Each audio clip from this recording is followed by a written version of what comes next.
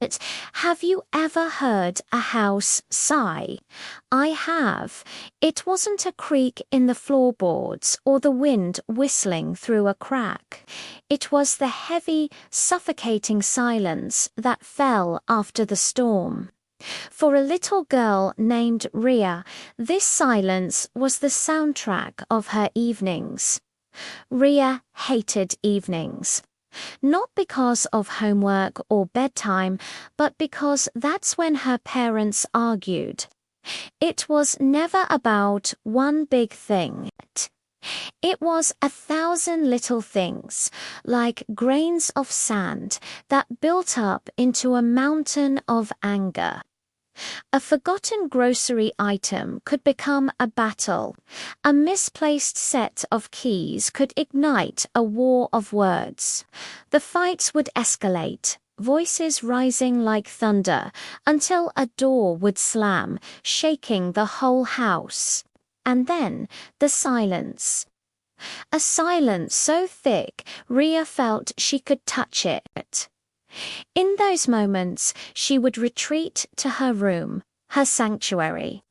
She'd hug her pillow tight, trying to squeeze out the loud echoes in her head. She would pretend the muffled shouts were just a TV show from next door, but her heart knew the truth. Her home, the place that was supposed to be her safe harbor, felt like a battlefield she couldn't escape.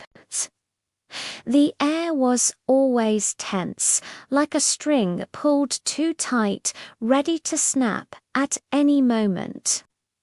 Ria learned to walk on eggshells, to make herself small and invisible, hoping not to set off another explosion. One day at school, a kind-faced counselor noticed the shadows under Ria's eyes. She pulled Ria aside for a gentle chat. "Who listens to you at home, Ria?" she asked softly. The question hung in the air. Ria thought about it. Her parents talked, they shouted, but did they listen? Did anyone really hear the quiet fears of a little girl hiding in her room? With tears welling up, Ria whispered, "No one." That whisper was the beginning of a change.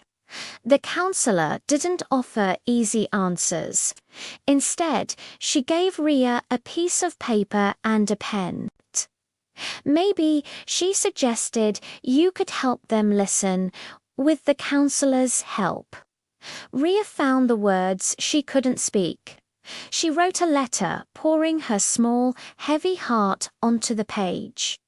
It read, "Dear Mom and Dad, I feel scared when you fight. The shouting makes my tummy hurt. I hide in my room and wish it would stop. I know you love me, and I love you too. But I wish we could talk without shouting. I wish our house could be quiet in a happy way." She folded the letter with trembling hands and left it on the kitchen table where they would both see it.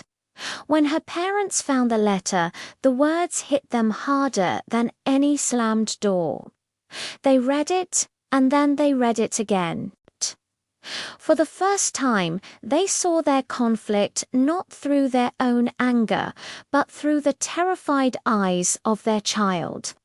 The image of their daughter, alone and scared in her room, was a shock that cut through their pride.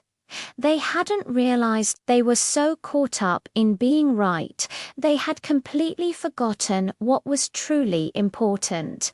Their daughter was hurting deeply. That very evening, there was no shouting. There was just a different kind of silence, one filled with regret and a dawning understanding.